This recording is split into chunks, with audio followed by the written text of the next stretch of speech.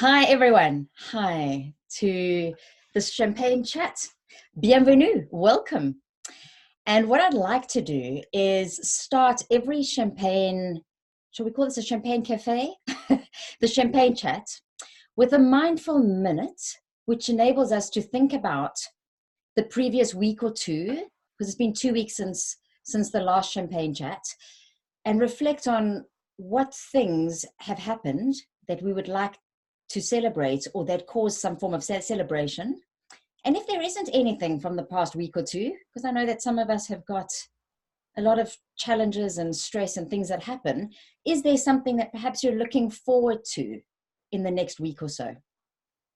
So I'm going to time us, and what I invite you to do is take this minute to arrive. You've arrived in body, but often our minds can be somewhere else. So perhaps in order to help facilitate the memories or the ideas is to close your eyes and to also allow a feeling to come up of an experience that you might have had, and not just in your personal life, but perhaps also at work or with family or some friends. And then I'll invite you to share if you would like to. So there may be one thing, there may be several things.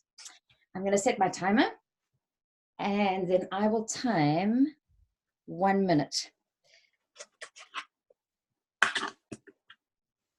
Lovely. So 1 minute just to reflect on the past 2 weeks and what have been moments that have been celebratory for you.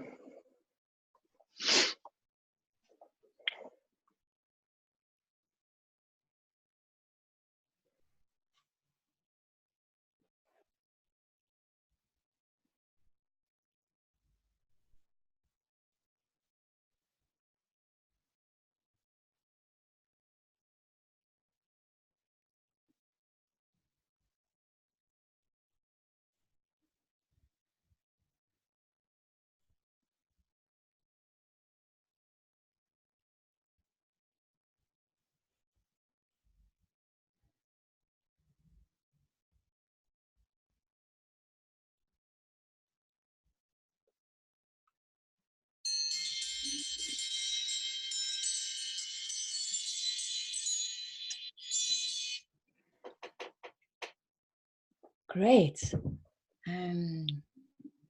Would anybody like to share if something came up that you'd like to celebrate? I would, if I may. Yes, thank you for that. I sing in a choir. It's called the Rock Choir, and there are rock choirs all over the country. And I sing in my local one in Henley-on-Thames.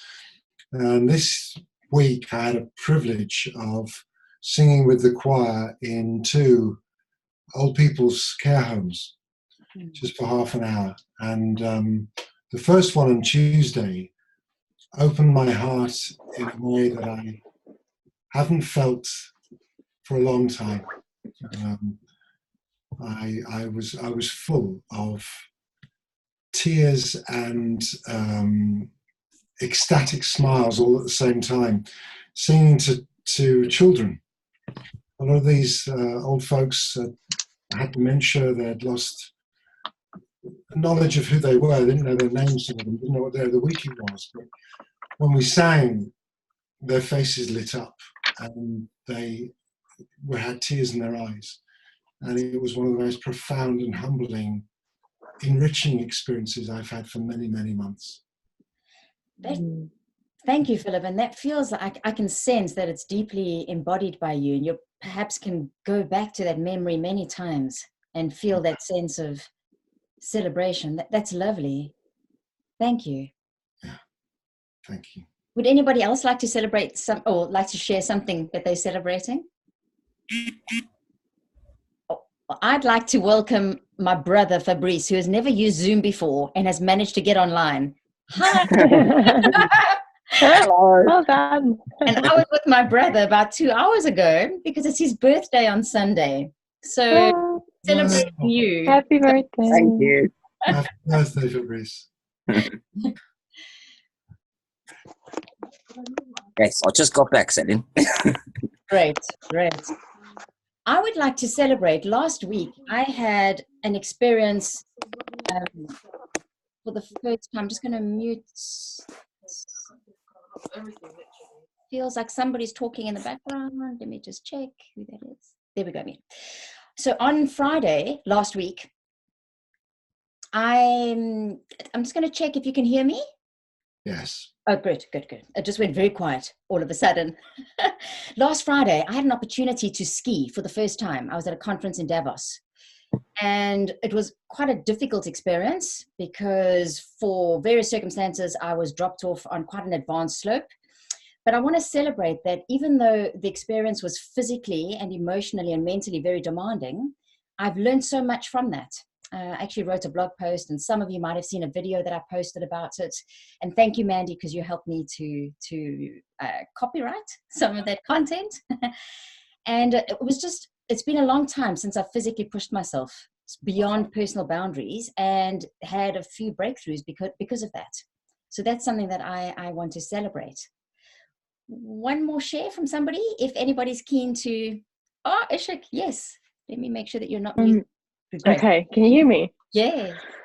Great. So I'd like to celebrate two things. First one is, so I'm changing my coach. I had the same coach for 3 years, and she got me to where I am right now, and I feel like I'm stepping up, so celebrating that leap into the unknown in a way. Like, it's scary but exciting at the same time. And the other one is, and I want to celebrate that more actually, because it's easy to celebrate the good things that are happening, but this week was actually challenging for me. I was grieving my dad a lot. My dad passed away last year, and I'm celebrating the fact that I actually gave myself the space to feel that, rather than going like creating and doing things, because I can be quite like keep doing and creating and putting things out there. So I'm celebrating the fact that I took space for myself and even share that, like make creative posts and videos about it on social media as well. So yeah, celebrating that. Thank you, Ishik. Those are two beautiful shares. Thank you. Pleasure. Welcome. And when we speak about celebration, it really doesn't have to be big things. In fact, the more often we celebrate, the more we can embody the benefits that we get from being in a space of gratitude and happiness and joy. Because when we celebrate, we generally are quite happy, and we usually with others.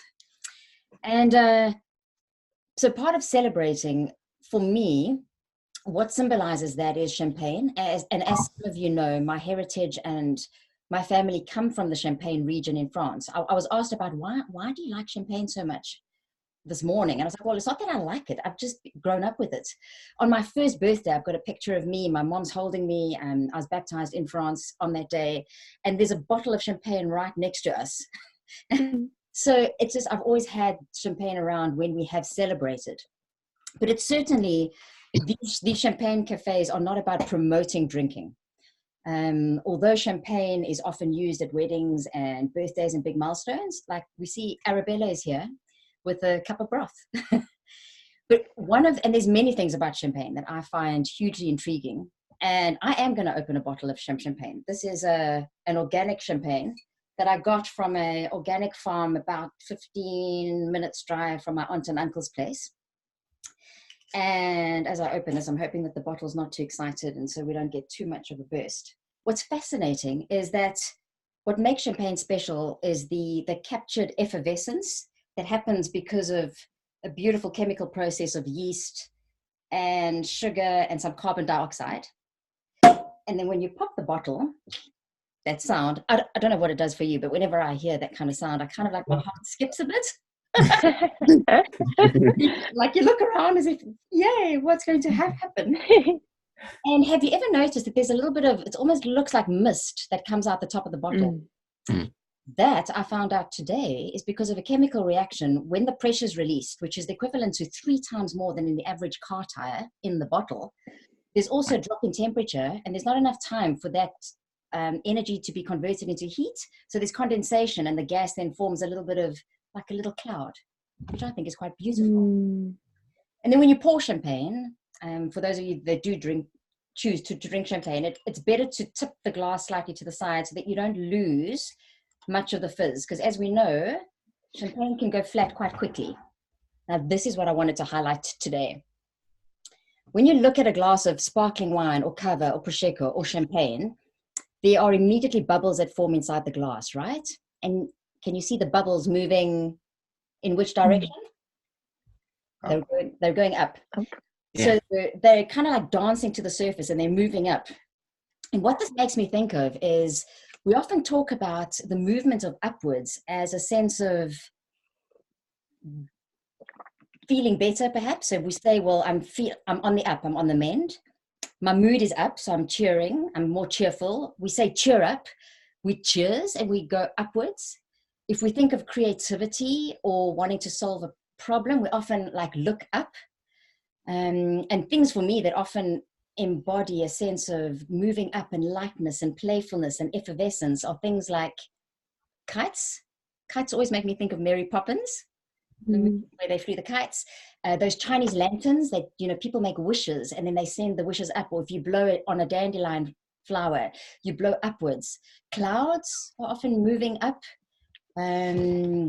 Bubbles, those bubbles as kids we used to, well, not as kids, if I can ever get my hands on them, I have a lot of fun with those rings that you dip into like a certain liquid. Yeah, and you blow.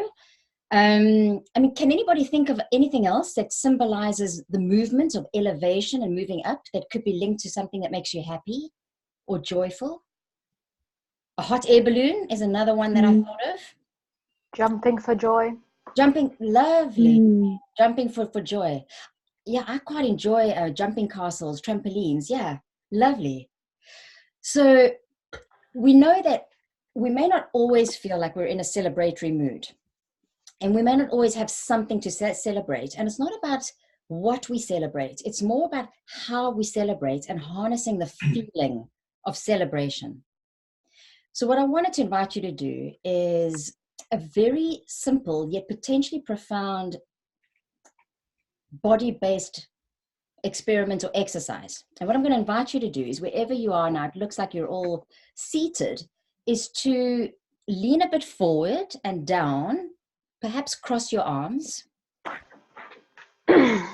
Take your gaze downward towards the ground or onto your desk.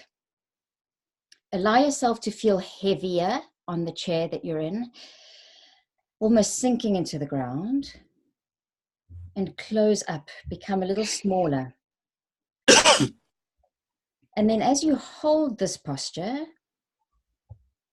simply be aware of how you feel. So maybe notice your breathing. Notice your mood.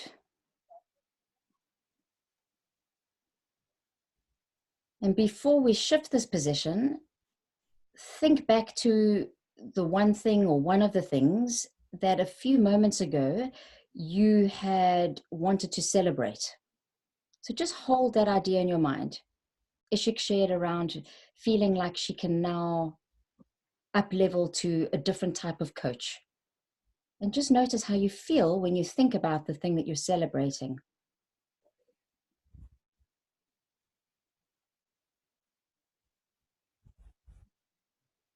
Okay. And now what I invite you to do is to look up, either at the screen or even slightly elevated, to sit up, to allow your shoulders and your hands or your arms to unfold and perhaps fall on your lap or open them up,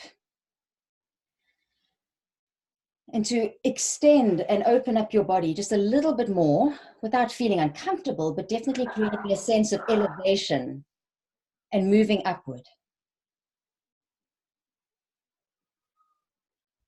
And as you do that, think and reflect on how you feel in this position. Notice your breathing, notice your posture. And I'd like you to think of the same thing that you thought about a few moments ago in terms of what you were celebrating. And notice how that feels now thinking of that same event.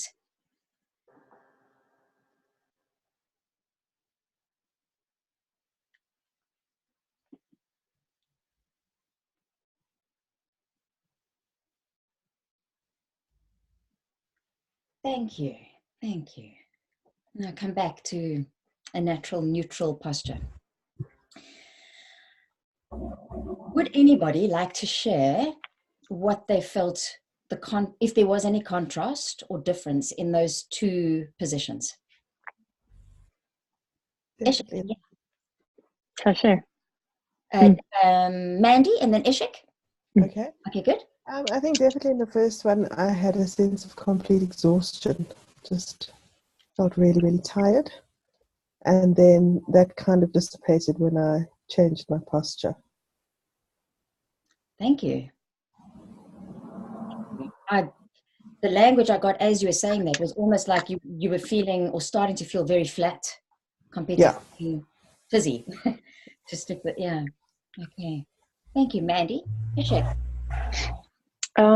With the first one, it felt quite like a bit like giving up on life, a bit like apathetic, like like down, very like closed off. And the other one was a lot more like almost hopeful, like excited, and like joy, a lot more joyful. Sure. Lovely. Lovely. So that is a very simple exercise that shows how the way that we hold our body can have a very, sometimes subtle, but sometimes quite strong impact on our state and the way that we feel.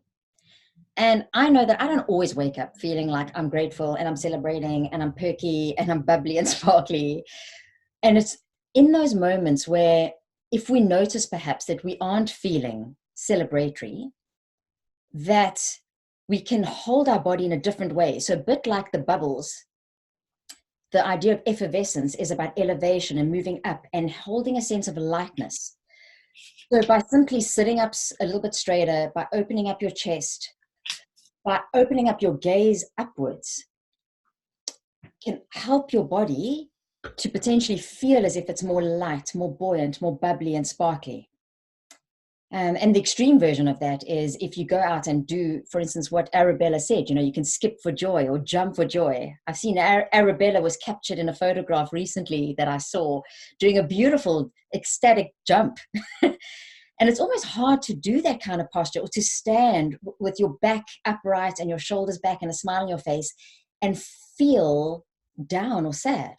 Whereas if we keep constricted and we don't move and we stay closed and tight, we don't breathe enough, and everything about us can move more towards flat as opposed to fizz and effervescent. And sometimes if you're in a context where you could be engaging with somebody in a meeting, I do a lot of workshops and presentations, and I can't always like hold my hands up and do a power posture like Amy Cuddy, spoke about in her TED talk and start changing my state. But you can do it very subtly by opening up your shoulders and lifting up your gaze. So perhaps from in whichever position you're in now, take your gaze slightly upward and you'll open up your chest and your shoulders back and soften any tension that you may be feeling in your jaw or in your shoulders. And especially lifting your gaze, because that almost triggers the brain to think with the more big picture view as opposed to constricting and tight. And as you're holding that gaze and a slightly lifted posture, take a few moments to look around the room that you're in. And is there something that you can choose to celebrate that's in the room? So it could be a picture, it could be a color. I've just spotted, I have a flying elephant in the corner that a friend left for me that stayed here a month ago. Every time I see that thing hanging, I can't help but laugh. Anybody else? What have you spotted in the room around you that you'd like to celebrate or just comment on? I've got something. I'm talking to you from my office, and I've got a picture on the wall which I know is there, but I've just seen it afresh. I'm going to show you guys. So this is a So my son is a huge Lord of the Rings fan, so am I. And this is a birthday card he made for me a couple of years ago, which is a kind of skit on Lord of the Rings. And you noticed that now in the moment? Yeah, I just looked up and saw it. And I hadn't kind of consciously noticed it for a while, but looking upwards, I saw that. And I also noticed the feeling, just by looking upwards, of optimism. Yeah. That's the love. That's a great awareness. And it's only from when we notice things that we can then choose to potentially feel different. Yeah. Anybody else like to choose some or share what they noticed in the room around them?